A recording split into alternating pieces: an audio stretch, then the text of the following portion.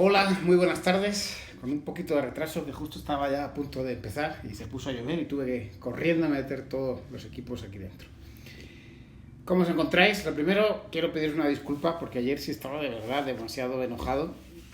Hasta mi madre me llamó a decirme que no, que más tranquilo. A ver, esto también me sirve de desahogo y puedo decir las cosas también en el sentido que queden claras para todos y explicadas de una forma pues muy clara. Aunque mucha otra gente me ha dicho muy bueno porque está dicho pues desde la verdad, desde el corazón y ese enfado pues el que tenemos todos, ¿no? Entonces bueno, sin embargo no me gusta pues tampoco alargarme más por el enfado. Hoy tenemos datos como estos de atrás. Voy a cambiar y voy a añadir una serie de datos adicionales que solo los voy a tener hoy, que un tuitero nos ha hecho el favor de mandárnoslos. Son muy interesantes, los voy a compartir, os los voy a mostrar porque creo que también nos va a dar también mucha luz a todos.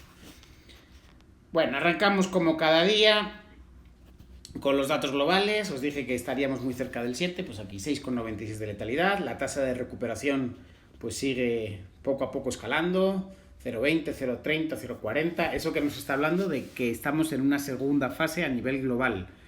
Sí, estamos en una segunda fase a nivel global y ahora vamos a ver en qué fase estamos, que os lo voy a compartir en otro gráfico. ¿Cómo estamos por países? Pues seguimos viendo, ¿no? que si sumamos 4 países tienen más del 50% de los casos. Si solamente Italia, España y Estados Unidos y Alemania, perdón, ya tienen, entre esos 4 países ya tienen más del 50% de los casos.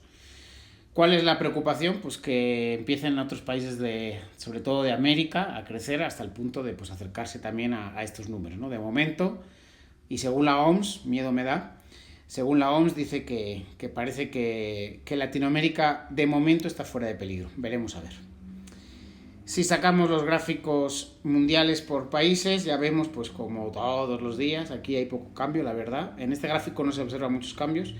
Sí, Estados Unidos su crecimiento pues está moderándose en número de casos, pero el número de fallecidos, su tasa de letalidad está subiendo día con día. Si quitamos la gráfica de Estados Unidos, pues vemos con más claridad cómo pues Alemania está pues en esa fase 2 que hablamos, en la cual está pues moderándose su crecimiento.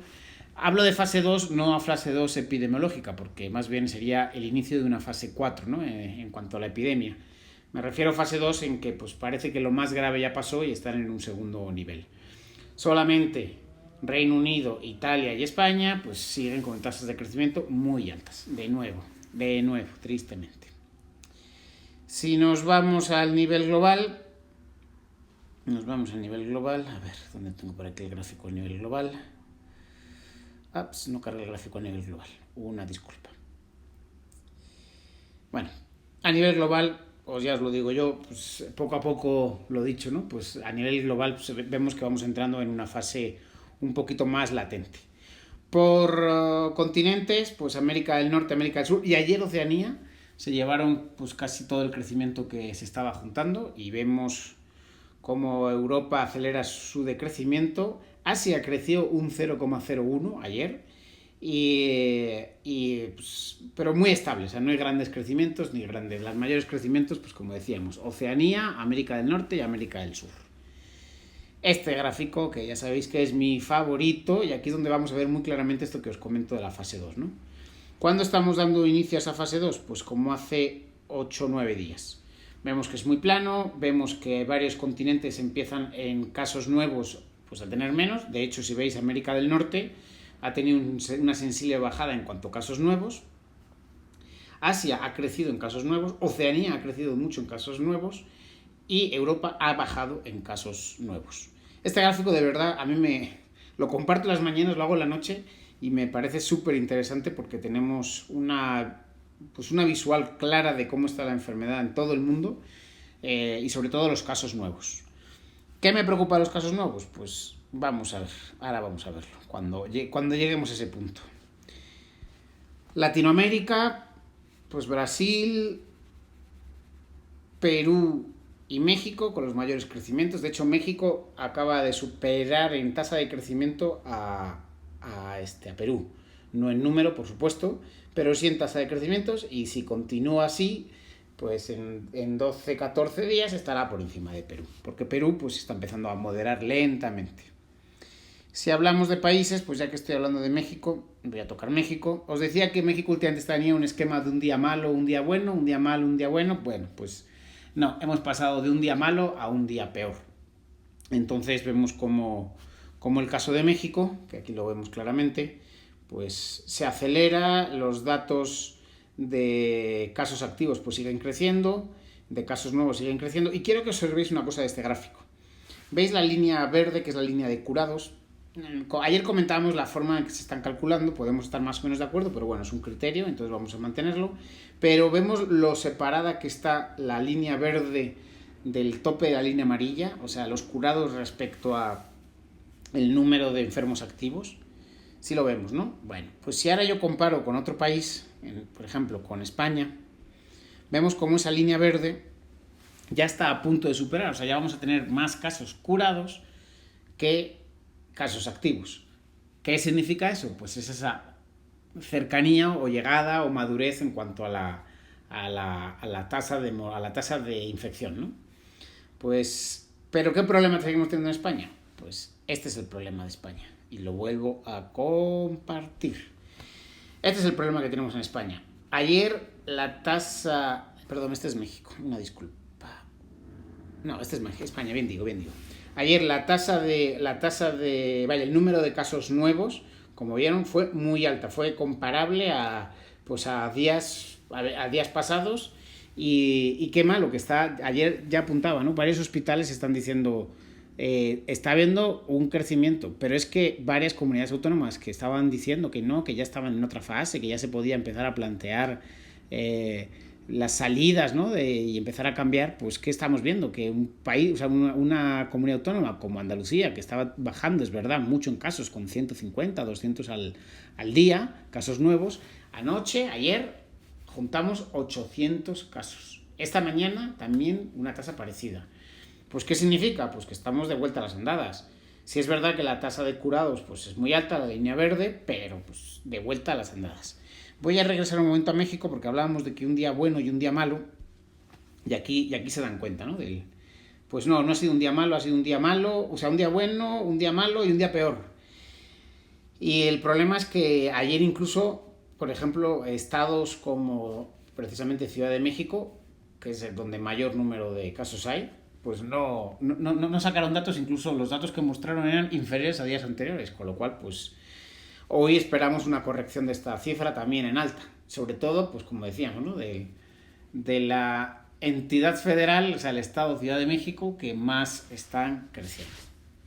Ok, hasta aquí pues más o menos son los datos que estamos manejando pues a diario, los datos normales, los datos que estamos teniendo en contra. Y hoy voy a manejar otros datos distintos que os voy a compartir ahora. No son relativos a España, aunque sí me voy a enfocar en España, pero mucho en otros países. Primer tema a tener en cuenta.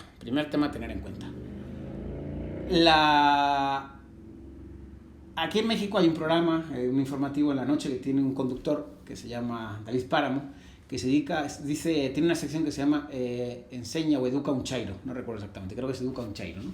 Un chairo, para los de España que no conozcan el término, es algo similar, y planteando las diferencias, a un perro flauta, ¿no? A un perro flauta en España.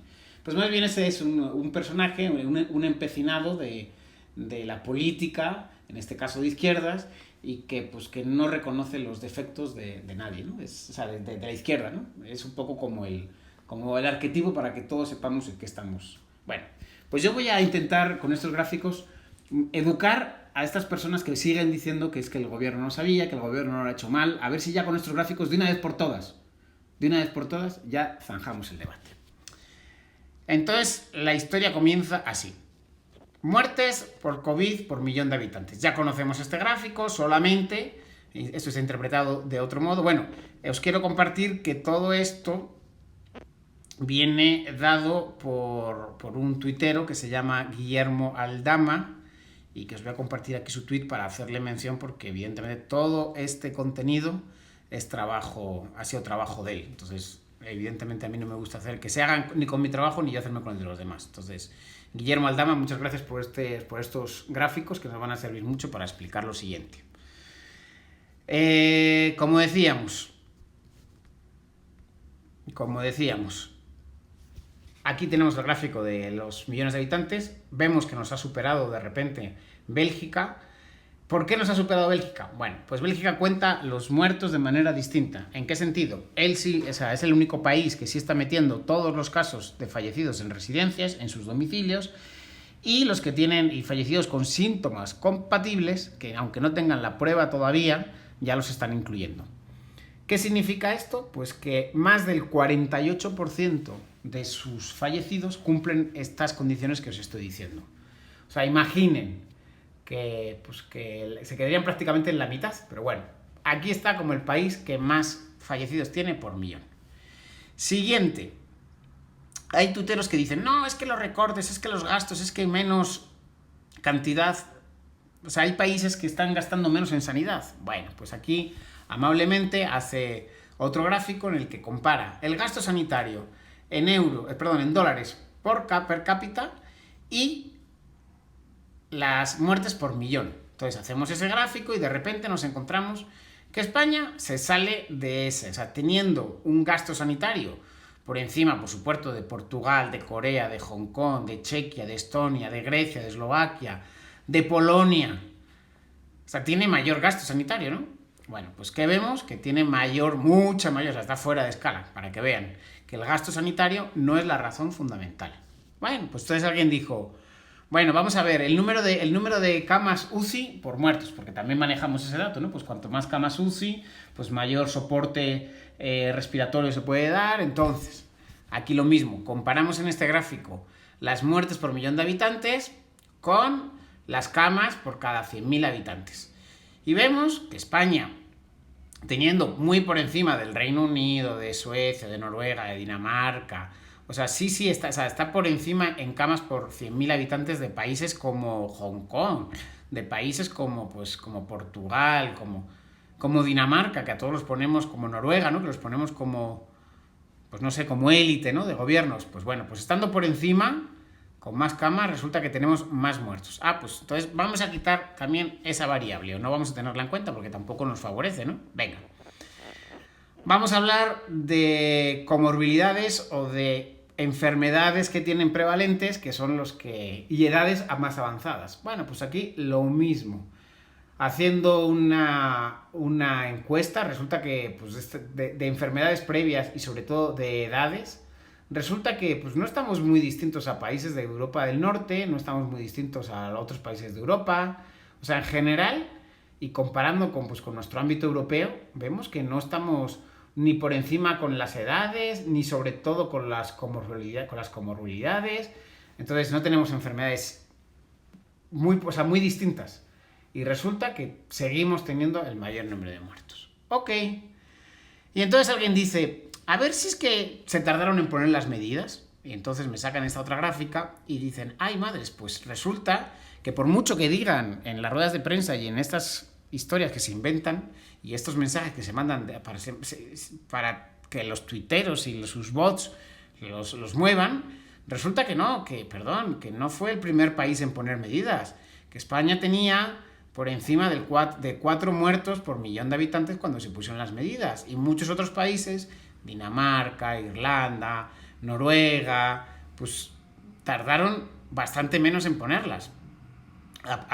Incluso, pues como vemos, ahí sí nos destacamos. Solamente pues tenemos al Reino Unido y a Italia como los que han tardado un poquito más, las pusieron más tarde, o sea, tenían más muertos por millón cuando pusieron esas medidas. Y bueno, pues vemos los casos de Italia y vemos los casos del Reino Unido, pues ahí no hay engaño. Ok, pero dijeron, bueno, vamos a ver también con el confinamiento actual. Ok, vemos el confinamiento actual comparando y efectivamente somos de los que tenemos el confinamiento actual, ya lo sabemos, el mayor, solo debajo de Bélgica, el mayor número de muertos por millón de habitantes. Ok, pues tampoco, o sea, pues estamos viendo que por aquí van los tiros, ¿no? Nos pueden contar muchas historias. Pero luego alguien me puede decir, bueno, pero es que los países son muy grandes, ¿no? Efectivamente. Vemos como Italia, pues, cuando empezó sus confinamientos, pues hay regiones que tenían bastantes o muchos muertos por millón de habitantes. Entonces, si vemos Lombardía con 1.200 muertos por millón de habitantes, Evidentemente para ellos fue muy tarde. Ok, pues este tuitero, el amigo Guillermo Aldama, ha tenido a bien hacer la misma, además, sobre España. ¿Y qué tenemos? Pues que efectivamente, que cuando se tomaron las medidas en comunidades autónomas como Madrid, La Rioja, Castilla-La Mancha, País Vasco, Aragón, pues ya estábamos completamente fuera de toda posibilidad de control. Entonces, aviso, como digo, educa, ¿cómo era? Educa un chairo, ¿no? En este caso, educa un perro flauta. O sea, pues más bien, perdón, no sean cabezones con estas medidas. O sea, con estos mensajes. Y decir, no, es que el gobierno lo hizo bien, es que no se podía saber. Perdón por este tono de burla, pero es que ya me cansa, ¿no? Ya me aburre de este mensaje, ¿no? Es que no se podía saber, sí, señores. Y otros países lo hicieron bien y por eso se salvaron, ¿va? Entonces, en ese sentido, quiero manejar esta información, pues que la tengan clara, ¿no? Que nos cuentan muchas historias, nos quieren convencer de cosas. Y no nos van a convencer. Los datos están y si no se tomaron las medidas, son los culpables. Por último, antes de despedirme, que me quedan todavía 3 minutitos y medio, los voy a aprovechar. Países con más fallecidos en las últimas 24 horas. Pues ahí volvemos a ver a España. Esto fue ayer. Pero es que en las 24 horas últimas estamos igual o peor. Entonces, vuelvo a decir lo mismo de ayer. Son 400 fallecidos. Señores del gobierno, ¿qué vamos a hacer para que esto cambie?